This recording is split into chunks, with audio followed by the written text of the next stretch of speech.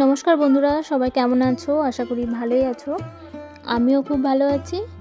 প্রতিদিনের মতন আজকেও আবারও একটা রেসিপি নিয়ে চলে এসেছি তোমাদের সঙ্গে শেয়ার করব বলে। আজকে বানাবো সবজি ডাল বা ভেজ ডাল। তো এই ভেজ ডাল বা সবজি ডাল আমরা এই শীতকালে তো প্রতিটা ঘরে ঘরেই বানাই। এটা ছাড়া চলে না, সপ্তাহে একটা দিন হলেও আমরা এটা বানিয়ে থাকি, বিশেষ করে নিরামিষের দিন। তো নিরামিষের দিন এরকম সবজির ডাল আর সঙ্গে বেগুনি ভাজা বা ঝুরি আলু ভাজা তো মাস্ট থাকেই প্রত্যেকটা বাঙালির ঘরে। তো অনেকে অনেক রকমভাবে এই ভেজ ডাল বা সবজি ডাল বানাও। তো আমি কিভাবে বানাই সেটাই আজকে এই ভিডিওর মাধ্যমে তুলে ধরেছি। বড়দের প্রণাম আর ছোটদের বুক ভরা ভালোবাসা দিয়ে চলো আজকে ভিডিওটা শুরু করি। তো সবজি ডাল বানাবার জন্য আমি প্রথমেই নিয়ে নিয়েছি, দেখো, হাফ বাটি মতন মুগ ডাল বা মুগের ডাল। নিয়েছি কিছু শীতের সবজি। সবজিগুলোর মধ্যে রয়েছে, দেখো, ফুলকপি, টমেটো, মটরশুঁটি বা কড়াইশুঁটি। এদিকে দেখো নিয়েছি বিনস, গাজর, আর নিয়েছি আদা বাটা আর কাঁচা লঙ্কা। আমি আমার ঝাল যতটা খাবো সেই পরিমাণ অনুযায়ী কাঁচা লঙ্কা নিয়েছি, ওইটাই ঝাল, আর তো ঝাল ব্যবহার হবে না। তো আমার সব কটা সবজি আমি দেখো ছোটো ছোটো করে কেটে নিয়েছি একদম। এই ডালটাই ছোটো ছোটো করে সবজিটাই বেশি ভালো লাগে, বেশি বড় সবজি ভালো লাগে না। আমি ব্যবহার করেছি মুগের ডাল, তোমরা চাইলে মসুর ডালও ব্যবহার করতে পারো, কিন্তু এই ডালটা মুগের ডাল দিয়ে বেশি ভালো লাগে। তো এইদিকে দেখো কড়াই বসিয়ে দিয়েছি গ্যাসের ওপরে। কড়াইটা গরম হয়ে যেতে দিয়ে দিলাম ডালটা। আমি ডালটা ধুইব না, তো সেই জন্য একটা শুকনো পরিষ্কার কাপড়ে আমি ভালো করে মুছে নিয়েছি। ডালের গায়ে যে সাদা একটা পাউডার মতন থাকে সেটা মুছে নিয়েছি ভালো করে আমি।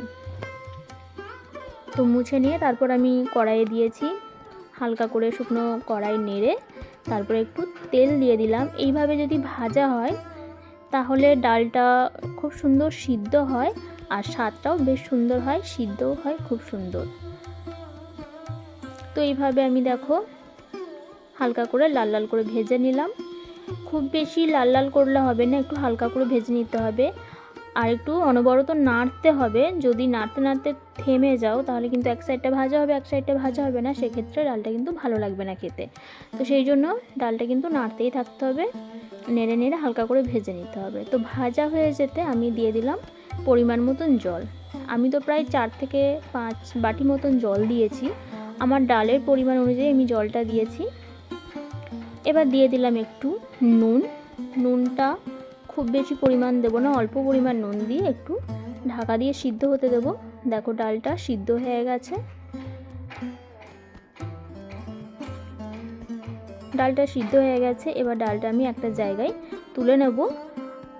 আবারও একটা কড়াই বসিয়ে কড়াইটা গরম হয়ে যেতে দিয়ে দিলাম তেল। তেলটা একটু বেশি পরিমাণ দেব, খুব বেশি পরিমাণ নয় বা খুব কমও নয়। তো তেলটা গরম হয়ে যেতে দেখো দিয়ে দিলাম গোটা গরম মশলা। গোটা গরম মশলার মধ্যে ব্যবহার করেছি দারুচিনি, এলাচ আর লবঙ্গ, একটা শুকনো লঙ্কা গোটা, তেজপাতা আর গোটা জিরে, সাদা জিরেটা ব্যবহার করেছি। ফোড়নে এটা দিয়েছি। ফোড়নটা হালকা করে ভেজে নেওয়ার পর দেখো দিয়ে দিলাম ফুলকপি। ফুলকপিটা প্রথমেই দিলাম, কেননা ফুলকপিটা ভাজতে অনেকটাই তেল লাগে, তো সেই জন্য প্রথমেই দিলাম। ওইটা একটু হালকা করে ভেজে নেব নুন দিয়ে। সবজিগুলো আমি আর তুলবো না, ওই একের পর এক দিতে থাকবো, একটু একটু করে ভাজবো আর দিতে থাকবো। তো ফুলকপিটা দেখো একটু হালকা করে ভাজা হয়ে গেছে। এবার আমি দিয়ে দিলাম কেটে রাখা বিনস।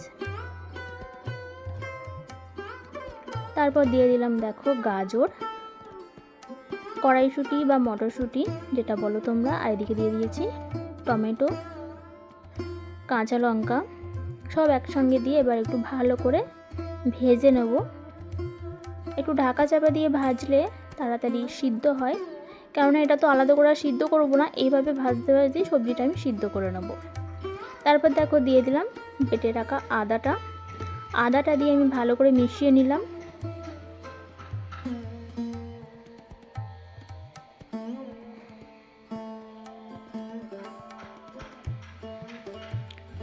ভালো করে কষিয়ে নেওয়ার পর এবার দিয়ে দিলাম অল্প পরিমাণ একটু হলুদ গুঁড়ো।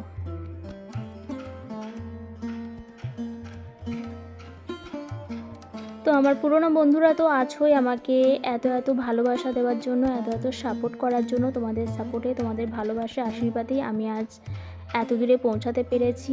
তোমাদেরকে অসংখ্য ধন্যবাদ, অনেক অনেক ভালোবাসা।